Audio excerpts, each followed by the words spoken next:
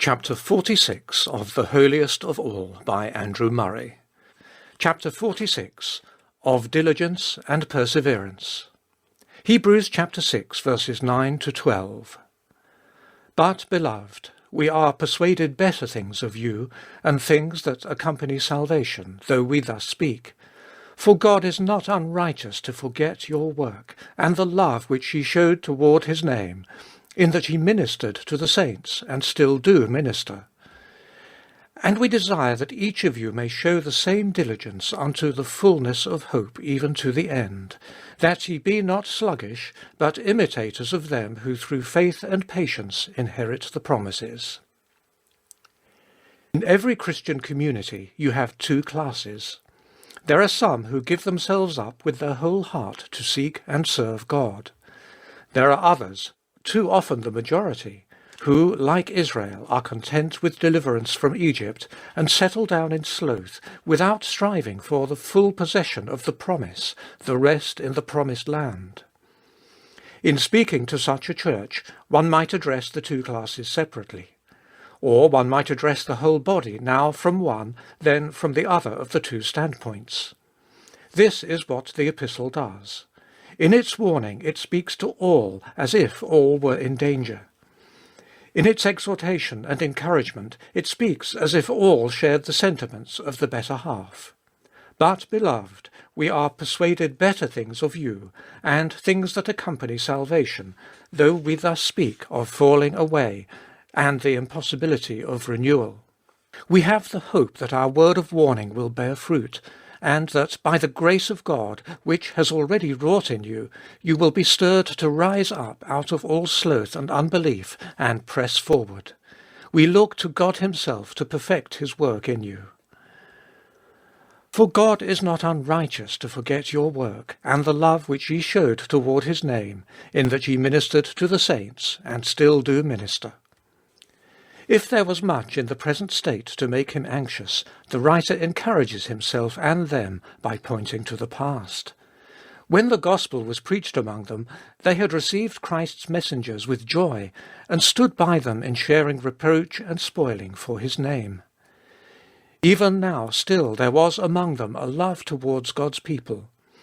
And God is not unrighteous to forget what has been done for his name and people. The reward of the cup of cold water may be remembered by God, even when the giver has grown cold, and may come in the blessing that restores him again. God does not only remember sin, he much rather remembers the work of love. And we desire that each one of you may show the same diligence unto the fullness of hope, even unto the end. In all worldly business, diligence is the secret of success. Without attention and trouble and hearty effort, we cannot expect our work to prosper.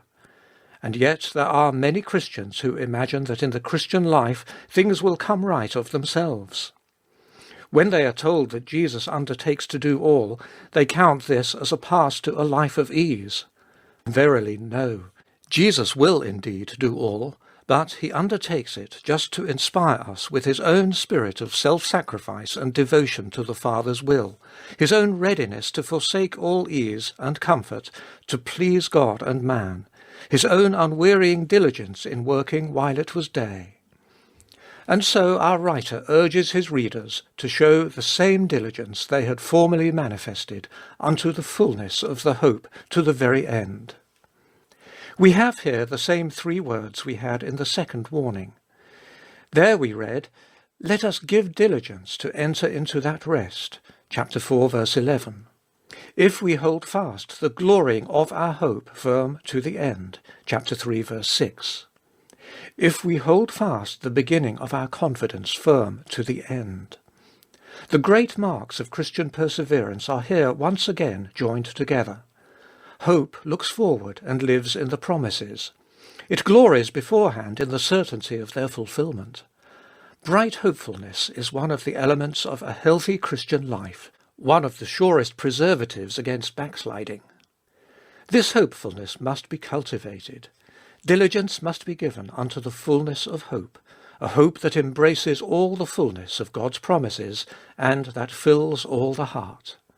And all this to the end, with a patience and perseverance that knows no weariness, that waits God's time and seeks in patience till the fulfilment has come. That ye be not slothful. This is what had done so much harm. They had been slothful in hearing. Verse 11. This is the danger that still threatens. But be imitators of them who through faith and long-suffering inherit the promises. The writer had spoken in warning of the example of the fathers in the wilderness. He here encourages them by reminding them of those who through faith and long-suffering had inherited the promises. Long-suffering is the perseverance of faith. Faith grasps at once all that God promises, but is in danger of relaxing its hold. Long-suffering comes to tell how faith needs daily to be renewed, and strengthens the soul, even when the promise tarries, still to hold fast firm unto the end. This is one of the great practical lessons of our epistle, and one the young believer specially needs. Conversion is but a beginning, a step, an entrance on a path. Day by day its surrender must be renewed. Every day faith must afresh accept Christ and find its strength in him. Through faith and long-suffering we inherit, enter on the possession of the promises. Salvation consists in what Christ Jesus is to us and does in us. There must each day be personal intercourse with him, distinct personal surrender to his teaching and working, if he is indeed to be our life.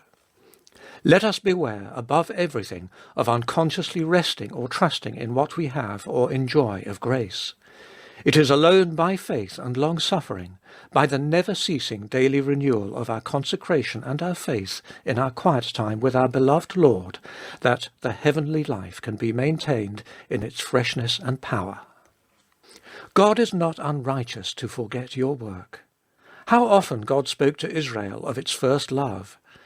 What an encouragement to any who have grown cold to return and trust him to restore them. God cannot forget what has passed between thee and him. That ye be not slothful, not for a single day. We may lose in an hour by unwatchfulness what we have gained in a year. Christ and his service ask for your undivided, unceasing attention. Let not God's way appear too slow or too difficult. Let patience have its perfect work. As the husbandman has long patience with the seed, God is patient with you. Be patient with him. Just remember this simple lesson. Day by day renew your surrender to Jesus, and your faith in him, your hope in God. Faith and patience must inherit the promises.